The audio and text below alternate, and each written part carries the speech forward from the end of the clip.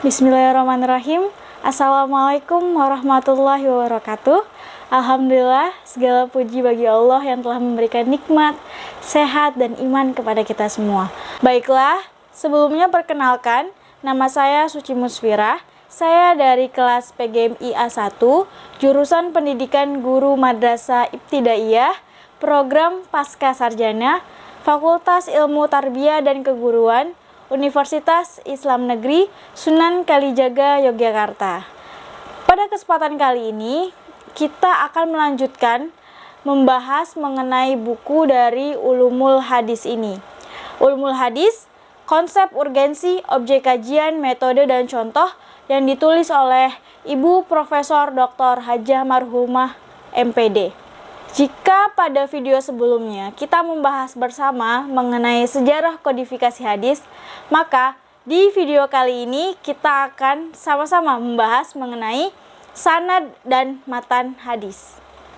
Baiklah teman-teman, sanad dan matan hadis. Kedudukan sanad dalam hadis itu sangatlah penting karena hadis yang diperoleh atau diriwayatkan itu akan mengikuti siapa yang meriwayatkannya. Dengan sanad, suatu periwayatan hadis dapat diketahui mana yang dapat diterima atau ditolak dan mana hadis yang sahih ataupun yang tidak untuk diamalkan. Sanad merupakan jalan yang sangat mulia untuk menetapkan hukum-hukum Islam. Sanad dari segi bahasa artinya al-mu'tamad, yang berarti sandaran, tempat bersandar, yang menjadi sandaran. Sedangkan menurut istilah ahli hadis, sanad merupakan al-thariqah al-musilah ila al-matni, yang artinya jalan yang menyampaikan kepada matan hadis. Sedangkan matan dari segi bahasa artinya membelah, mengeluarkan, mengikat. Sedangkan menurut istilah ahli hadis, matan merupakan perkataan yang disebut pada akhir sanad, yakni sabda Nabi Muhammad SAW yang disebut sesudah habis disebutkan sanadnya.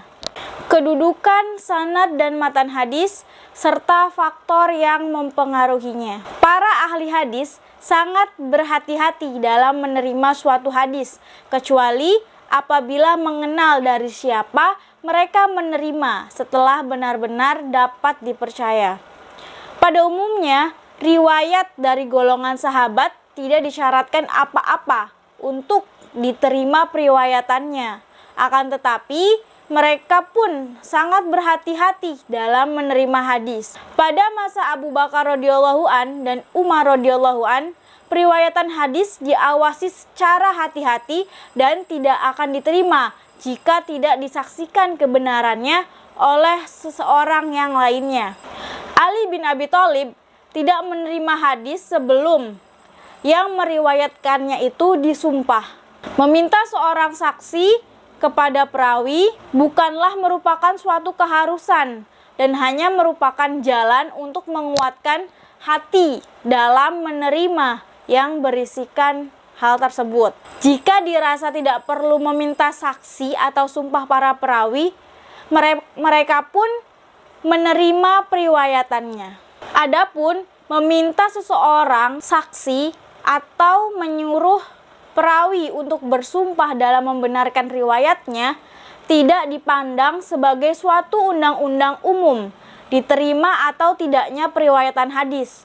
Yang diperlukan dalam menerima hadis adalah adanya kepercayaan penuh kepada perawi. Jika sewaktu-waktu ragu tentang riwayatnya, maka perlu didatangkan saksi atau suatu keterangan. Ada beberapa hadis dan atsar yang menerangkan keutamaan sanad. Di antaranya itu diriwayatkan oleh Muslim dari Ibnu Sirin bahwasanya beliau berkata, "Hadzal ilmu dinu fangduru wa a'manu ta'khuduna dinakum." Maksud dari pernyataan tersebut adalah ilmu ini atau hadis ini merupakan agama. Karena itu, telitilah orang-orang yang kamu mengambil agamamu dari mereka. Sanad hadis termasuk tugas agama. Andai kata tidak diperlukan sanad, tentu siapa saja dapat mengatakan apa yang dikehendakinya. Antara kami dengan mereka adalah sanad. Perumpamaan orang yang mencari hukum-hukum agamanya tanpa memerlukan sanad adalah seperti orang yang menaiki loteng tanpa tangga. Perhatian terhadap sanad di masa sahabat yaitu dengan menghafal sanad-sanad tersebut, dan mereka mempunyai daya ingat yang luar biasa. Dengan adanya perhatian mereka, maka terpeliharalah sunnah Rasulullah dari tangan-tangan ahli bid'ah dan para pendusta. Karenanya pula imam-imam hadis berusaha pergi dan melewati ke berbagai kota untuk memperoleh sanad yang terdekat dengan Rasulullah. Ibnu Hazm mengatakan bahwa nukilan orang kepercayaan dari orang yang dipercaya hingga sampai kepada Nabi Muhammad SAW dengan bersambung-sambung periwayatannya adalah suatu keistimewaan dari Allah, khususnya kepada orang-orang Islam. Memperhatikan sanad riwayat adalah suatu keistimewaan dari ketentuan-ketentuan umat Islam. Hal-hal yang mempengaruhi variasi sanad dan matan adalah yang pertama, banyaknya jalur periwayatan hadis. Yang kedua, banyaknya periwayatan hadis yang terlibat. Yang ketiga, banyaknya kitab hadis. Dan yang keempat, adanya periwayatan bi al-makna. Selanjutnya adalah pembuatan bagan sanad. Membuat bagan hadis itu sangat mudah. Yang terpenting adalah mengetahui kedudukan antara rawi atau periwayat dengan sanad atau rentetan periwayatan hadis. Cara mudahnya yaitu untuk periwayat pertama ialah sahabat.